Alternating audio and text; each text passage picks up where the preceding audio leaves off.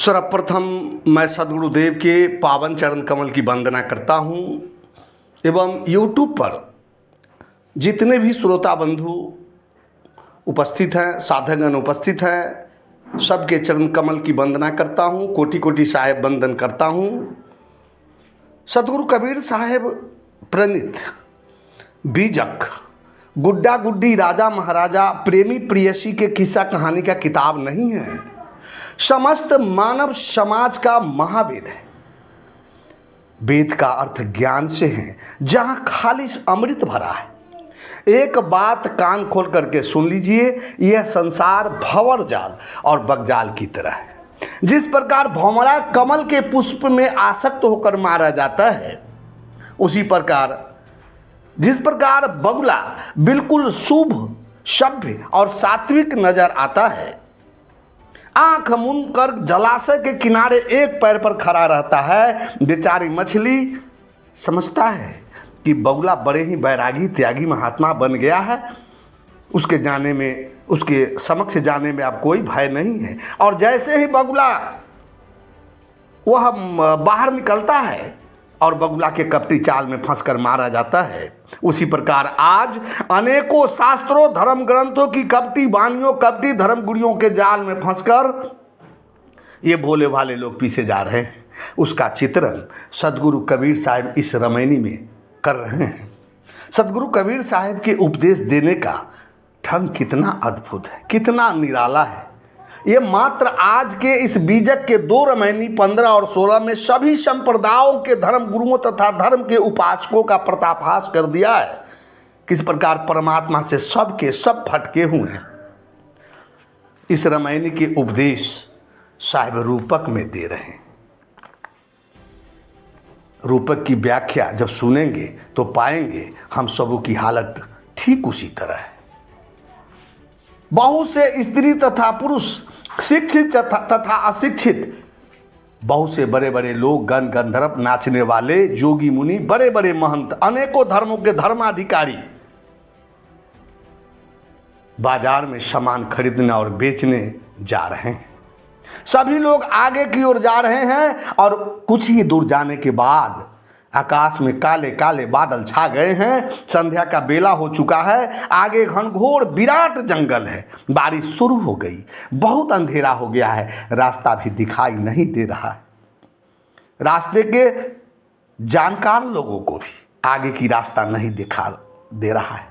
किस ओर जाना है, कैसे जाना है, सब विचलित हो चुका है। उस भीड़ में कंबल का व्यापार करने वाली कुछ महिला भी हैं, लेकिन उस महिला के पति साथ में नहीं है, जिसके कारण बहुत डर रही है। माथे पर कंबल का गट्ठल रखी हुई है। उसमें एक फुलवा नाम की महिला है। वर्षा से कंबल भीग रही है और कंबल भीग जाने के कारण काफ़ी भारी हो गया है। और ज्यों ज्यों कंबल भीगता जाता है और भारी होता जा रहा है। अब कंबल का बोझ संभाल नहीं पा रही है। महिला अपने सहेलियों से रो रो कर व्यथा सुना रही है कि कंबल हमसे जाने वाला अब नहीं है। चलते चलते उन सबों का पैर बहुत दुख गया है।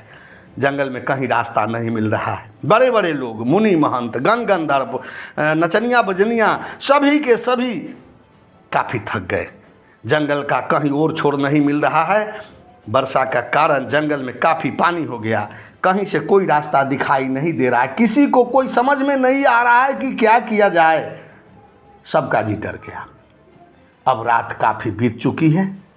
रात के कारण बिल्कुल अंधकूप हो गया। कोई एक दूसरों को नहीं देख पा रहा है। सब के सब अपने घर परिवार, सगे संबंधी की याद सबों को सताने लगी है। सब माया मोह में निमग्न हो गए। मेढक टट्टर की आवाज़ करने लगी है। भारी मूसलाधार वर्षा हो रही है। बिजली चमक रही है। ठनका ठनक रहा है। तेज हवा के साथ आंधी बारिश हो रही है। रात्रि बड़ी भयावनी हो चुकी है। जंगल से निकलने का कोई आधार नहीं मिल रहा है। सब अंधे होकर भटक रहे हैं। इसे कबीर साहेब रामायणी में गाया है। क्या? ओ नई बदरिया परिगो संझा, अगुआ भूला बनखन मंझा, पिए अंते धनी पिए रही, चौपर कामड़ी माथे गई। फुलवा भार न ले सकै, कहे सखियन सो रोय, ज्यों ज्यों भीगे कामड़ी त्यों त्यों भारी होय। चलत चलत अति चरण प्यारा, हारी पड़े तहाँ अति रे सियाना। गन गंधर्व मुनि अंत न पाया, हरि अलोप जग अंधे आया। गहनी बंधन बान न सूझा, थाकी पड़े तहाँ किछौ न बूझा।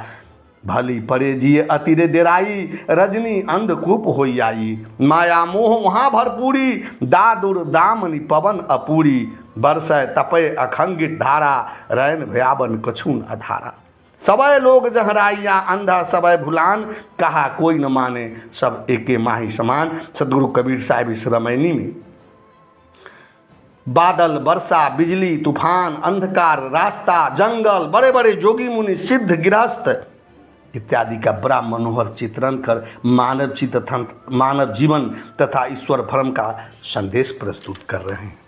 अब आइए, जो आपने कहानी सुना, रूपक सुना, उसका आध्यात्मिक अर्थ। मनुष्य के मन में ही ये अज्ञान के बादल छा गए और अनेकों शास्त्रों, वेद, कुरान, बाइबल, पुराण, गीता इत्यादि के ज्ञान रूपी जंगल में सारे लोग, गुरु, पथ प्रदर्शक, सब के सब अनेकों मत मतांतरों में भटक गए हैं और सभी धर्मों के परमात्मा को अलग अलग ढंग से बताए गए हैं, जिसके कारण सभी धर्मों के लोग जीवन भर उस ईश्वर, अल्लाह, खुदा, परमात्मा को खोजते खोजते थक गए, लेकिन किसी को भी आज तक कहीं परमात्मा नहीं मिल पा रहे हैं। पिए अंते धन अंते रही, आ चौपरी कामर माथे गई। चौपड़ी अर्थात चारोपन, बाल्यावस्था, कुमारावस्था, युवावस्था, वृद्धावस्था, ये चारों अवस्था वाले शरीर रूपी कंबल के बोझ को ढोते ढोते जीवन समाप्त होने की कगार पर है। जब शरीर बुढ़ापा हो जाता है, तब शरीर जर्जर हो जाता है। उस समय फूल के भार को भी उठा पाने में वह समर्थ हो जाता है। ऐसी अवस्था में लोग अपने परिजनों से रो रो कर कहता है कि अब हमें उठने बैठने में काफ़ी दिक्कत हो रही। फुलवा भार न ले सके, कहे सखियन सो रोए, ज्यों ज्यों भीजे कामड़ी त्यों त्यों भारी होए। कहने का भाव यह है कि परमात्मा को आत्मा से अलग मानकर सभी बड़े बड़े ज्ञानी, मुनि, सिद्ध, धर्म के ठेकेदार थक गए, लेकिन नहीं खोज पाए। गण गंधर्व मुनि जन कोई भेद नहीं पा सके। नाना मतों के शास्त्रों की वाणियों में लोग भटक गए। एक व्यक्ति बाल्यावस्था में ही परमात्मा की भक्ति में वृंदावन चले गए और अंतकाल में जब मृत्यु के समय आया तो छटपटा कर रो करके कह रहे थे कि हे केशव, मैं पूरा जीवन आपको समर्पित कर दिया, लेकिन एक बार भी आपका दर्शन नहीं कर पाया। तुम तो कम से कम अब भी दर्शन दे दो। तब किसी परम ज्ञानी ने कहा कि वह केशव तुम्हारा अपना स्वरूप है, तुम्हारा चेतन आत्मा है और तुम नाहक में जीवन भर भटकता रहा। अपने से अलग न कोई ईश्वर है, न कोई खुदा है। तुम्हारा खुदा स्वरूप ही तुम्हारा खुदा है। तब तो राम सबरी से कहा था कि मम दर्शन फल परम अनुपा, जीव पावही निज सहज स्वरूपा। निज सहज स्वरूप, अपना स्वरूप ही वह परम आत्मा है, परमात्मा है। निज स्वरूप की प्राप्ति ही राम की प्राप्ति है। लेकिन लोग अपने स्वरूप को, अपनी गरिमा एवं तत्व को भूल गए। ये मुसलमानों, मुल्लाओं के फतवा जारी करने वाले एवं पुरोहितों की जो व्यवस्था देने वाले प्रथा, गुरुओं की बानियाँ, ये मनुष्य को अधिक भयभीत कर दिया। इन दोनों रामायणियों में सदगुरु कबीर साहब जीवन को एक यात्रा और संसार को एक घना जंगल बताकर समझाया। मनुष्य जीवन की डगर पर संध्या की तरह अंधकार आता है। जब धन, प्रियजन और सांसारिक सुख छूट जाते हैं, उस समय केवल एक बोझ बचता है, इच्छाओं और कामनाओं का बोझ, जो हमें डुबो देता है। इसलिए वृद्धावस्था के वास्तविक स्वरूप को एकाग्रपूर्वक समझिए।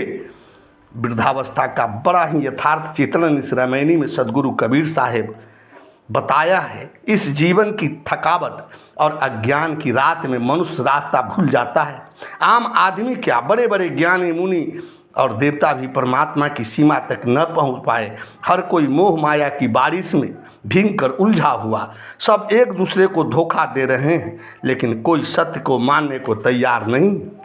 अंत में आप निष्कर्ष रूप में जान लीजिए कि ज्ञानी, बैरागी, गृहस्थ, जोगी सब के सब मोटी माया और झीनी माया के वशीभूत है। बड़े बड़े योगी मुनि ज्ञानी तपस्वी भी मोह ममता आसक्ति अहंकार से नहीं उबर पाए हैं। साथ में अंत समय कुछ जाने वाला नहीं है।